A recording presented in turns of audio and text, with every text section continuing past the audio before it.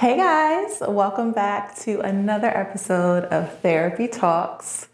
And my goodness, it's been too long since I've said that. I asked you guys in my stories if burnout is something that you've ever experienced. And these are the results that I got. And my last time checking them, it was 100% yes, I have experienced burnout, which isn't surprising. We're going to talk about what it is, what it looks like, what it feels like. And ultimately, what are some things that we can do if we are experiencing burnout?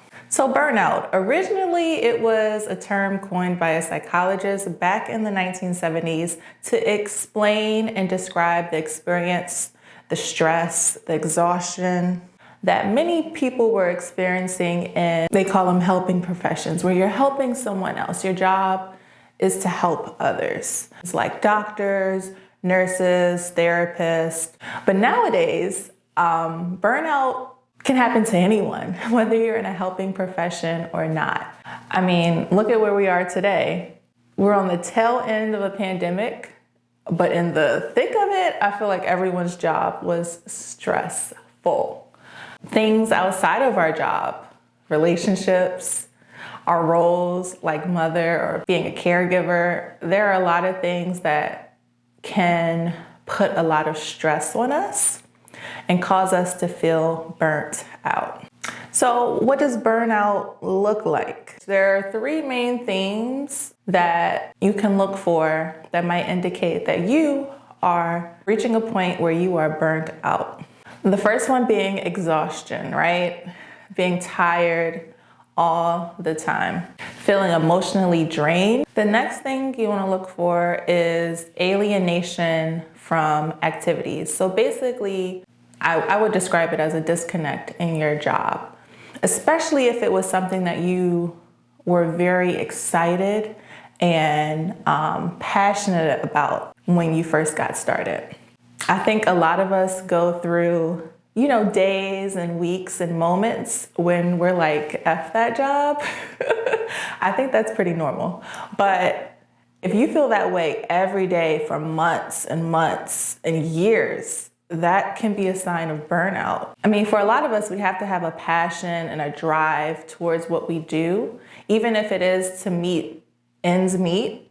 But if you're starting to feel like you could care less about the people, the customers, the patients, the work, if you just feel like you don't care and you become very negative and cynical about your job, that can also be a sign of burnout. And then the last thing is reduced performance. So the way that you're feeling, the way that you're thinking is now affecting your ability to do your job. You're not getting things done as quickly. Maybe you're not as productive as you used to be. Or it can be to the point that you're putting everything into your job, all of your energy. And then by the time you get home, you ain't got nothing left to give for the things that you have to do once you're home. Those three things are usually indicators that, hey, maybe burnout is here or it's approaching. So what can you do about it?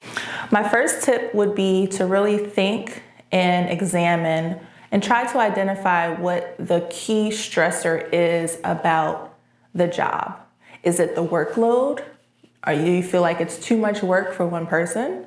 Is it the work environment? Are you in a negative work environment? Do you feel like you're underappreciated for the work that you put into your job?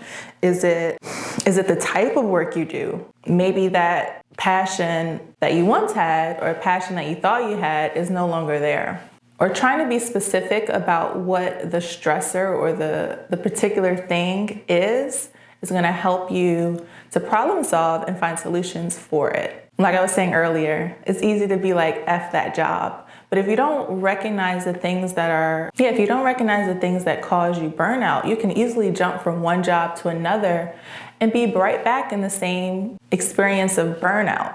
So once you identify what the stressor is, then you want to try to brainstorm, problem solve, and see if there are some solutions to trying to fix this problem. So whether that be, bringing up the issue, if it's like a work environment thing or a workload thing, bringing the bringing that attention to your supervisor if they are supportive.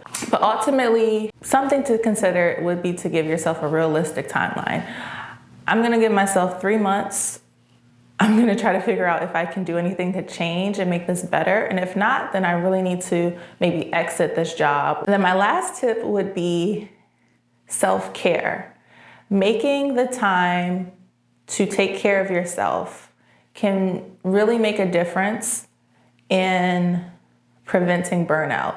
I know it's something as a therapist that we should be. I know my professors talk to us a lot about self-care and making sure, we don't neglect ourselves in trying to be there and help other people. I mean, self-care can look like numerous things. Self-care is really about yourself, and what you need to care for yourself. So that might be taking more time off from your job. Sometimes you need a break where you have time to be like, F that job, and it's okay because you're on a break.